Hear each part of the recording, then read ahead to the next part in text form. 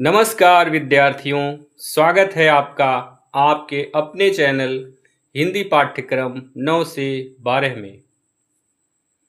पिछले वीडियो में हमने जाना था गद्य क्या है, उसका प्रारंभ और प्राचीन गद्य। और आज हम पढ़ेंगे खड़ी बोली गद्य का विकास, जो सबसे महत्वपूर्ण भाग है। तो चलिए शुरू करते हैं। खड़ी बोली गद्य क्या है? विद्यार्थियों, आज हम जो हिंदी पढ़ते हैं और लिखते हैं वह खड़ी बोली गद्य ही है, यानी आधुनिक हिंदी का आधार यही है। अब बात करते हैं खड़ी बोली गद्य का प्रारंभ। आचार्य रामचंद्र शुक्ल के अनुसार खड़ी बोली गद्य का प्रारंभ अकबर के दरबारी कवि गंग की रचना चंद छंद वर्णन की महिमा से माना जाता है। इसके बाद कुतुब शतक तथा स्वामी प्राणनाथ के ग्रंथ आदि खड़ी बोली गद्य की प्रारंभिक रचनाएं मानी जाती हैं। ध्यान रहे, इनसे केवल शुरुआत हुई थी।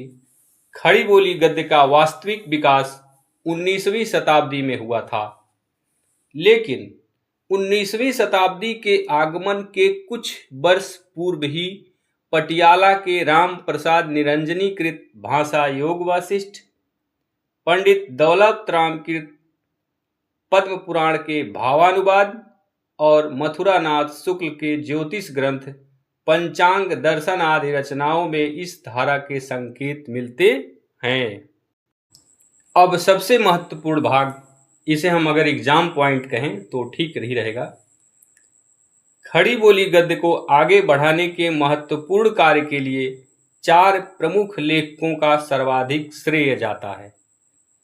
मुंशी सदा सुखलाल, इंशा अल्लाह खां, लल्लू लाल और सदल मिश्र। ये चारों लेखक खड़ी बोली गद्य के आधार स्तंभ माने। मुंशी सदा सुखलाल का सुख सागर, इंशा अल्लाह खां की रानी केतकी की कहानी, लल्लू लाल का प्रेम सागर व सदल मिश्र का नासकेतोपाख्यान आदि ग्रंथों से खड़ी बोली गद्य की अखंड परंपरा दिखाई देती है।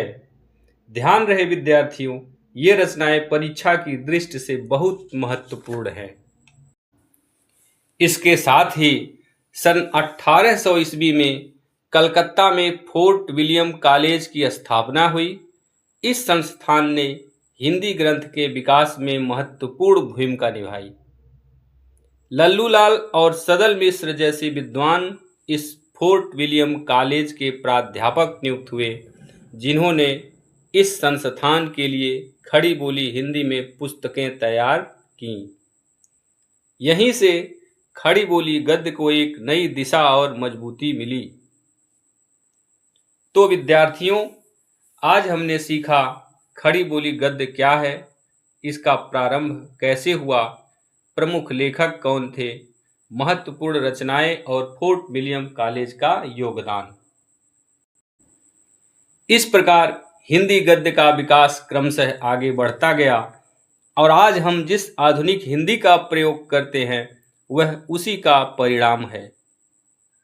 अगर आपको यह वीडियो पसंद आया हो तो लाइक करें, शेयर करें और चैनल को सब्सक्राइब जरूर करें। धन्यवाद। मिलते हैं अगले वीडियो में।